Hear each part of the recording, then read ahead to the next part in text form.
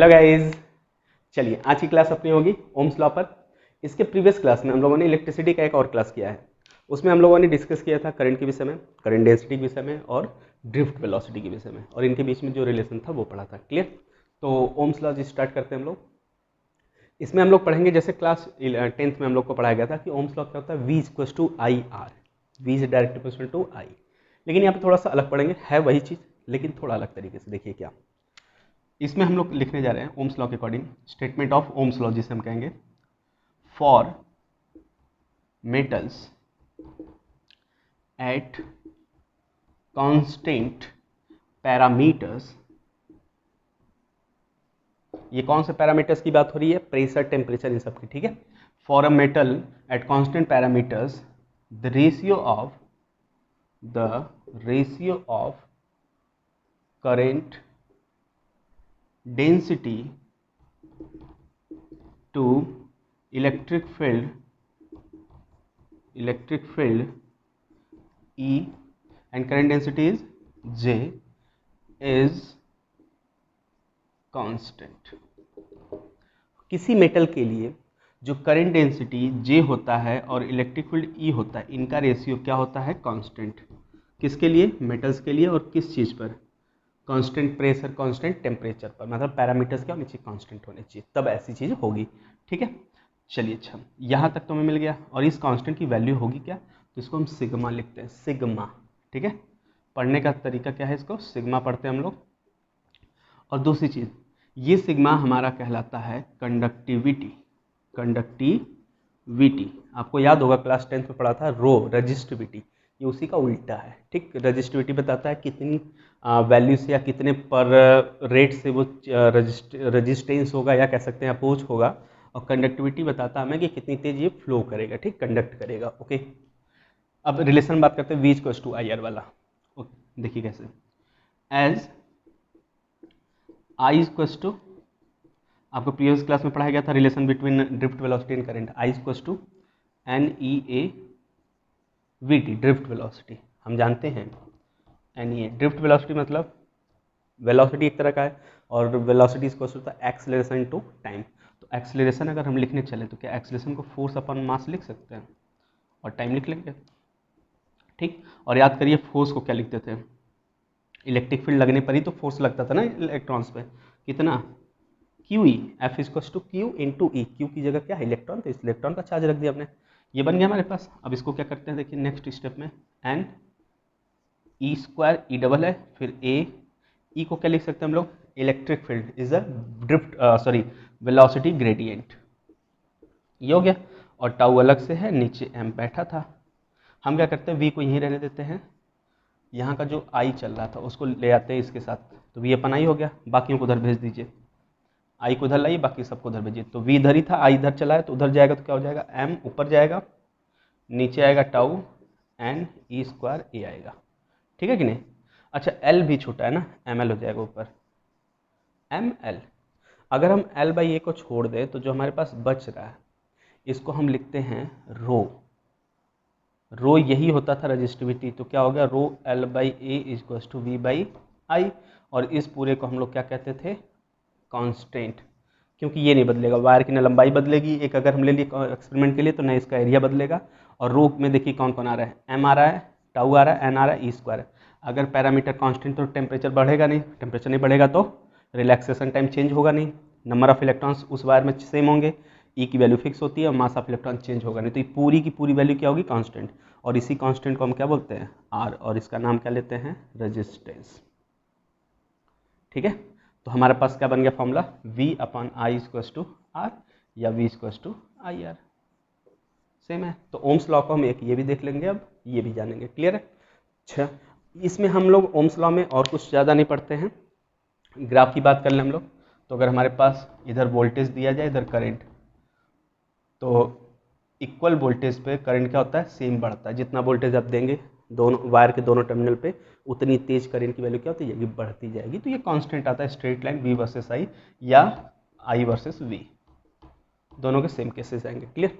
Okay, अब दूसरी बात, यहाँ पे कुछ चीज़ें होती हैं कि लिमिटेशन ऑफ ओम्स लॉ क्या होता है। तो जैसे ये चीज़ हमने बताया किसके लिए? मेटल्स के लिए। मेटल को हम क्या बोलते हैं? कंडक्टर्स। ठीक है। तो कंडक्टर के लिए स्पेशली है, तो बाकियों के लिए क्यों नहीं होगा? तो बाकियों के लिए इसलिए नहीं होता क्योंकि उनके इलेक्ट्रॉन्स की वेलोसिटी इसके अकॉर्डिंग नहीं चलती, दैट्स वाई ये फॉलो नहीं हो पाता उनमें। दूसरी चीज़, अगर हम बात करें कि आगे हम लोग एक सेमीकंडक्टर चैप्टर पढ़ने वाले हैं, वहाँ पे हमें मिलेगा डायोड। तो वहाँ पे कैसे V वर्सेस I का ग्राफ बनता है वो तब पढ़ेंगे।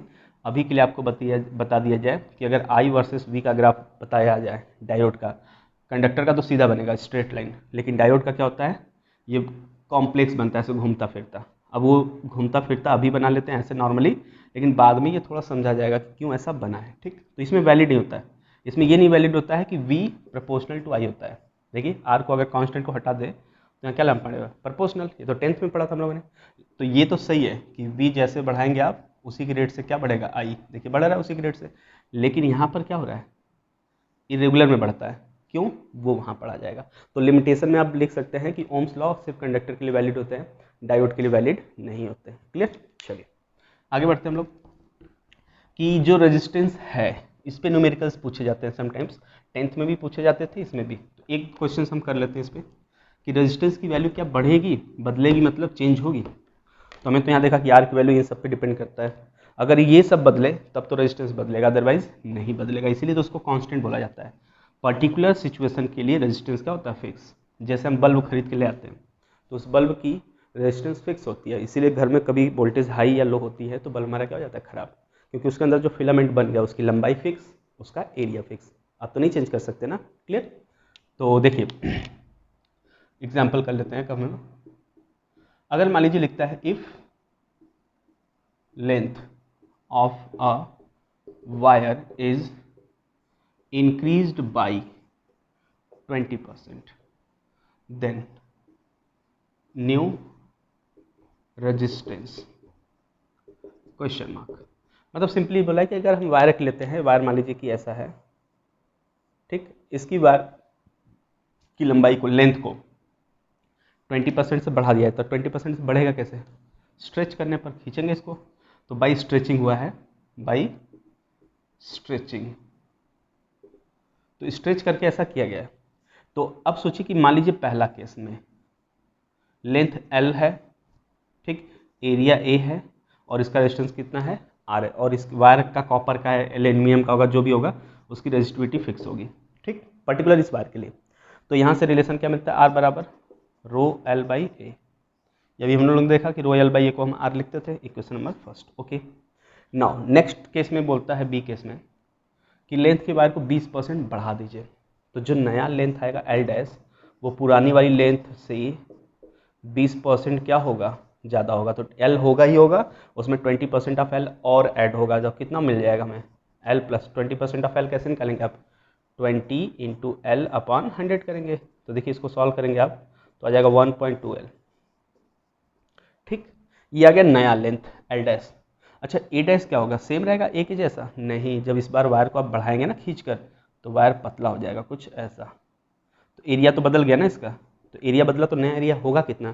तो इसमें एरिया निकालने का सिंपल सा कॉन्सेप्ट, वायर वही है, खींच दीजिए मोड़ दीजिए, लेकिन वॉल्यूम चेंज नहीं होगा। तो initial volume equals to final volume, और वॉल्यूम इसमें कैसा होगा, सिलेंड्रिकल है ना, लेंथ से मल्टीप्लाई कीजिए एरिया में, क्या हो जाएगा, वॉल्यूम आएगा।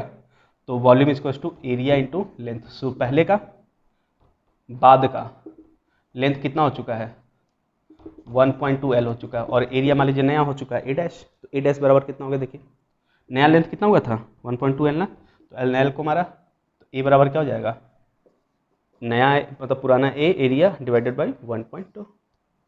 नहीं समझ में, सही है। अच्छा ये नया एरिया आ गया। अब जरा सोचिए कि हमें आर डैश निकालना होता है इस वाले का रेजिस्टेंस, तो आर डैश बराबर रो एल बाई ए, तो डैश डैश कर लीजिए सबका, क्योंकि नया निकालने वाले हैं। तो रो तो चेंज होगा नहीं, अगर कॉपर की वायर है उसको स्ट्रेच करेंगे तो कॉपर ही रहेगा, तो उसमें रजिस्टिविटी चेंज होने वाली नहीं है। तो ये रो की जगह रो, एल डैश की जगह 1.2 एल, ठीक, और ए की जगह ए अपॉन 1.2, तो ए अपॉन करेंगे तो क्या हो जाएगा, 1.2 का क्या हो जाएगा स्क्वायर, एल अकेला बचा रहेगा। तो देखिए रो एल बाई ए अलग से दिख रहा है आपको, इसको क्या लिख सकते हैं, शुरू वाला रेजिस्टेंस, तो शुरू वाला रेजिस्टेंस आर हो गया, और 1.2 मतलब 12 का स्क्वायर कितना हो जाएगा, 12 का स्क्वायर 144, तो ये हो जाएगा 1.44। तो आंसर कितना आ गया, 1.44 of initial resistance equals to final resistance.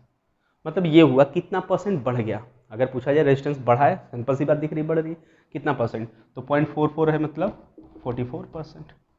तो रेजिस्टेंस 44% बढ़ गया। यदि हमने लेंथ को 20% बढ़ाया तो रेजिस्टेंस कितना बढ़ा है, 44%।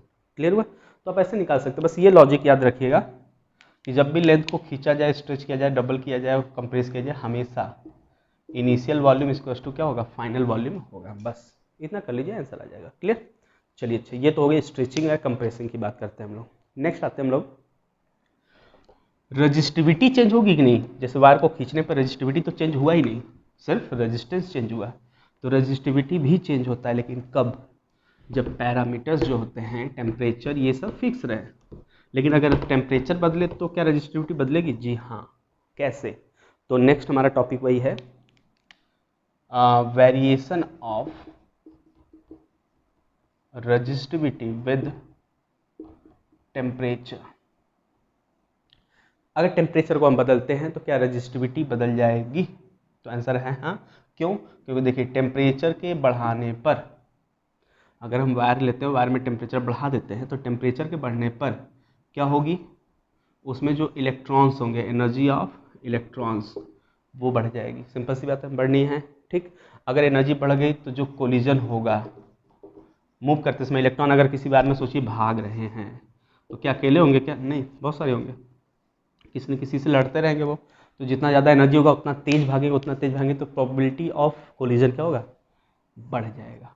और कोलिजन अगर बढ़ गया तो जो रिलैक्सेशन टाइम होगा, मतलब पहुंचने का टाइम, जितनी देर, पहुंचने का नहीं सॉरी, रिलैक्सेशन टाइम क्या होता है, कोलिजन का टाइम, कि एक बार कोलिजन हुआ उसके बाद दूसरी कोलिजन वो कब इलेक्ट्रॉन करेगा, बीच का गैप क्या कहलाता है, रिलैक्सेशन टाइम कहलाता है। तो रिलैक्सेशन टाइम क्या हो जाएगा, घट जाएगा। अब रिलैक्सेशन टाइम अगर घट गया तो आपको पता होगा रो इक्वल्स टू, अभी क्या पढ़ा हम लोगों ने, M E square upon tau, ये था। और कुछ छूट रहा है इसमें, एम ई स्क्वायर, चलिए अच्छा इतना मान लीजिए था।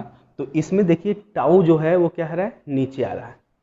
टाउ अगर घट गया तो रजिस्टिविटी क्या होगी, बढ़ेगी। और टाउ घटने का समझ बता दिया मैंने, कैसे बढ़ा है, सॉरी कैसे घटा है, क्योंकि एनर्जी बढ़ेगी तो वाइब्रेशंस बढ़ेंगे। वाइब्रेशंस अगर बढ़ा तो कोलिजन ज़्यादा जल्दी होगा, और जल्दी होगा तो बीच का जो फ्री वाला टाइम था वो क्या हो जाएगा, घट जाएगा। और टाइम घट जाएगा तो रजिस्टिविटी क्या होगी, बढ़ जाएगी। तो इसमें एक्सपेरिमेंटली कैलकुलेट किया गया है रिलेशन कि रजिस्टिविटी किसी टाइम टेम्परेचर टी पर रजिस्टिविटी होगा rho not 1 plus alpha delta T.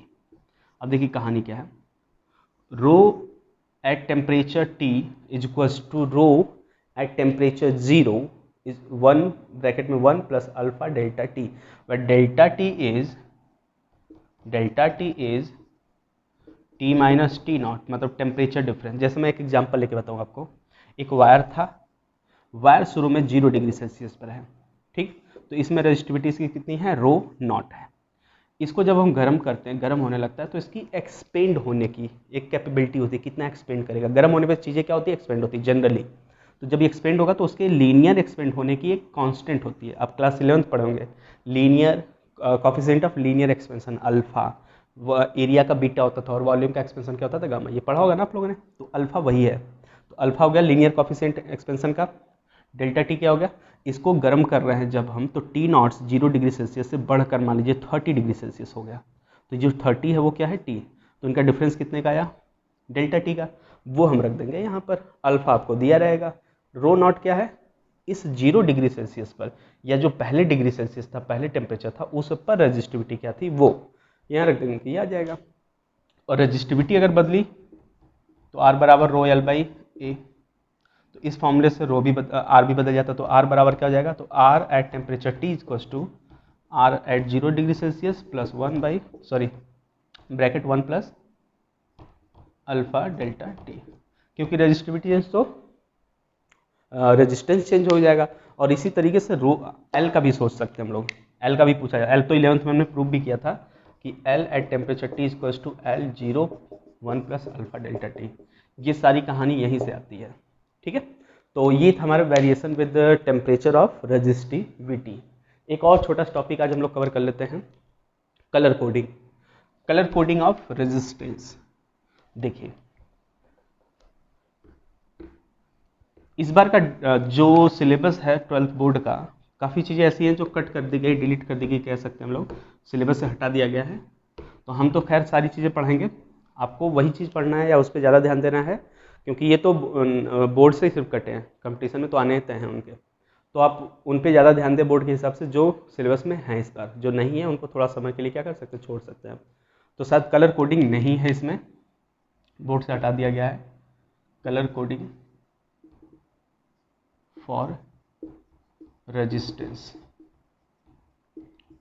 तो देखिए कलर कोडिंग सिंपली कुछ ट्रिक्स हैं कि आपको मार्केट से एक रेजिस्टेंस अगर खरीद के लाते हैं, ऐसे रेजिस्टेंस मिलता है मार्केट में, पत्थर जैसा होता है, स्टोन जैसा, इधर से 2 टर्मिनल निकले होते हैं वायर के, और इस पे ऐसे कलर किया गया होता है।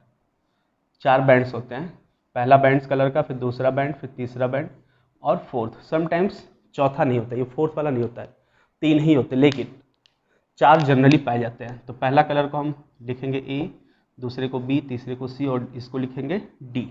ठीक, इसको हम क्या कहते हैं, तो इसको हम लोग लिखते हैं, इसको ए को और बी को, इसको हम लिखते हैं फिगर। अभी सब समझ में आएगा कि है क्या एक्चुअली, कैसे करते हैं हम लोग, कैसे पता करते हैं कि कितने ओम का रजिस्टर है। आप मार्केट से खरीद लाओगे, पूछोगे नहीं कितने ओम का, तब भी आप बता सकते हो कि लगभग कितने ओम का रजिस्टर है ये। उसीलिए ये फिगर होता है, ये होता है मल्टीप्लायर, मल्टीप्लायर। दूसरा होता, ये लास्ट होता है हमारे पास टॉलरेंस।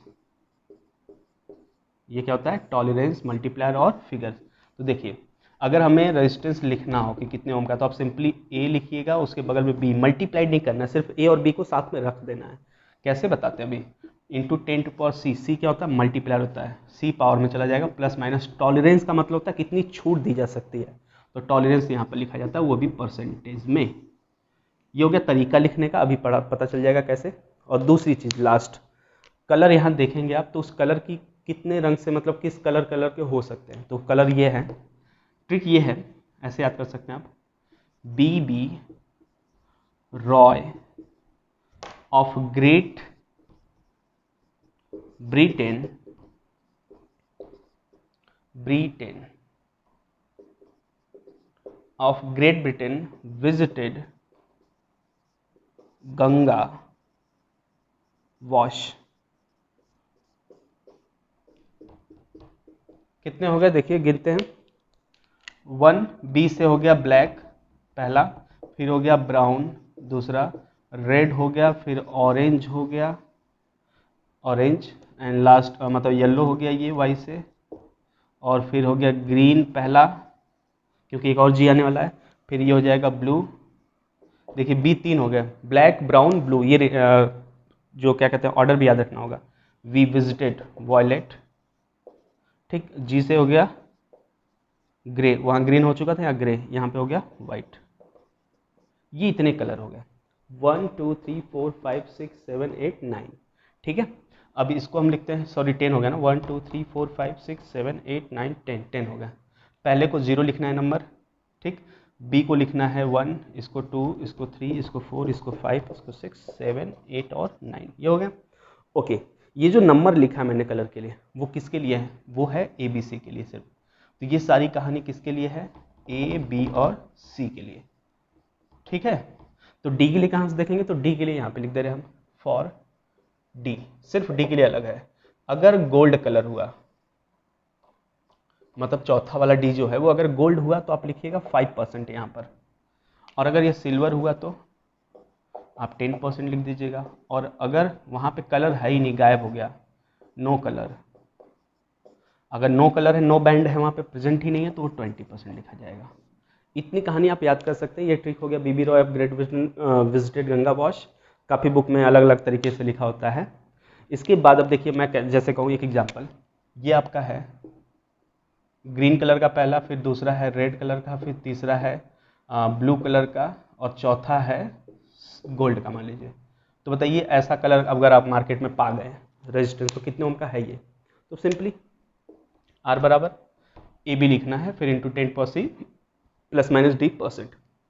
तो पहला ए है ग्रीन कलर का, ग्रीन कहाँ है, यहाँ पे, तो ए की जगह कितना लिखना है 5, फिर दूसरा कौन सा कलर आता है, बी की जगह कौन है, रेड का 2, तो 2 लिख दीजिए, नहीं कि 5 × 2 10 कर दिया ना, 5 2 लिख दीजिए, into 10 to the power C लिखना, C is here third one, third is blue is here, है ना, ब्लू इज 6, तो 10 पर 6 प्लस माइनस लिखना है, डी किसके लिए, लास्ट के लिए, लास्ट कितना, गोल्ड के लिए कितना 5%, आंसर। बस इसको इतना ही छोड़ दीजिए ओम लिख कर, है कि नहीं, ये कलर कोडिंग है। ऐसे क्वेश्चंस नीट में पूछे गए, 2-3 बार पूछे गए कलर देकर फाइंड आउट करने के लिए कि रेजिस्टेंस कितना होगा। डन, चलिए अच्छा, इसको आप पूरा ओपन भी कर सकते हैं, इतने का 5% निकालिएगा, इतने का पूरे का 5% निकालकर इसी में एक्स्ट्रा ऐड भी करना है और क्या करना है, माइनस, तो एक रेंज आ जाएगा ना, जैसे मैं बोलूँ 10 ± 2, इसका मतलब 10 का 2% है, तो 10 का 2% कितना हो जाएगा, मान लीजिए 100 लिख दें हम, तो 100 का 2% कितना होता है 2, तो इसमें एक बार 2 को ऐड करिए, एक बार माइनस कीजिए, तो ये हो जाएगा 102 और ये हो जाएगा 98, तो इसका रेंज हो गया 98 से लेकर 102 तक। क्लियर, तो ऐसे रेजिस्टेंस का भी क्या होता है, एक रेंज होता है, फिक्स नहीं होता, इसमें हम कलर के अकॉर्डिंग अप्रॉक्स बता सकते हैं विथ सम टॉलरेंस। कहाँ तक टॉलरेंस हो सकता है, 20% तक हो सकता है। ठीक है, तो अभी हम लोग इतना छोड़ देते हैं आज के लिए, नेक्स्ट टर्न पे हम लोग कॉम्बिनेशन ऑफ रेजिस्टेंस पढ़ेंगे। ठीक है, तो आज के लिए इतना ही, थैंक यू।